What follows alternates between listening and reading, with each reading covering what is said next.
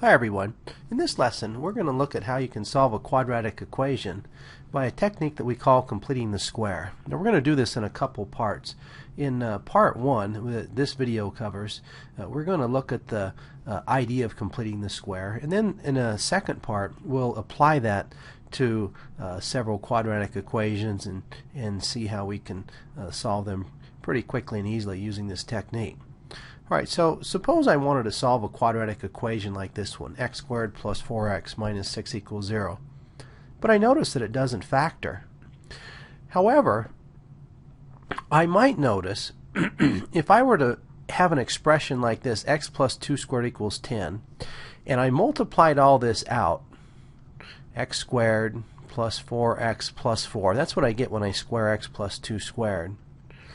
And if I take the 10 on the other side, I would get x squared plus 4x minus 6 equals 0. Well, that's exactly the equation that I'd like to be able to solve.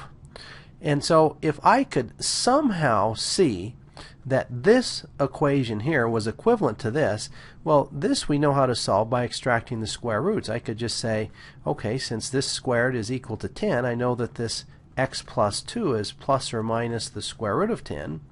So x is negative 2 plus or minus the square root of 10, and we'd be done.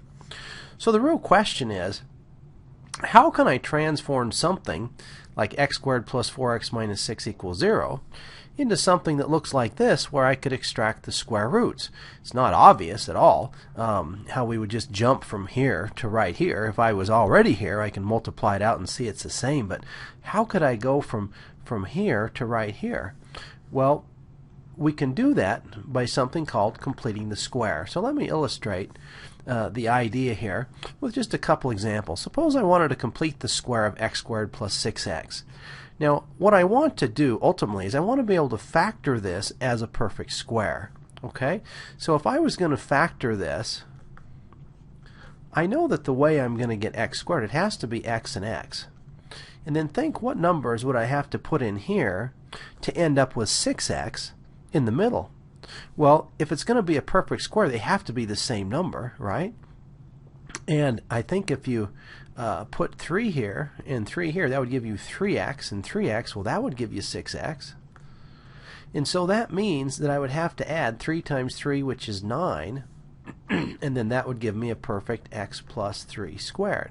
Okay, so notice how I got that 9 was I was looking at this 6x, and when I go to factor it, I knew to take half of the 6, which is 3, because I'm going to end up with a 3x and a 3x, right? And that's going to give me the total of the 6x. And then if I take the 3 times the 3 and square it, that makes a perfect square. Let's try it again on x squared minus 12x. If I wanted that to factor as a perfect square, I know I'd have x and x to get the x squared, and then think about the numbers I'd have to put in here to get negative 12x. If they're exactly the same, I think you'll see it has to be negative 6 and negative 6. That'd give you a negative 6x, and a negative 6x gives you the negative 12x. So the number I'd have to add to complete the square of this is going to be the negative 6 times the negative 6, which is 36. And that makes a perfect square.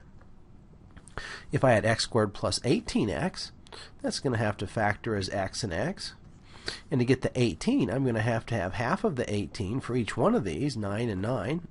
And that means I'm going to have to add 9 times 9, or 81, to complete the square. And that gives me a perfect x plus 9 squared.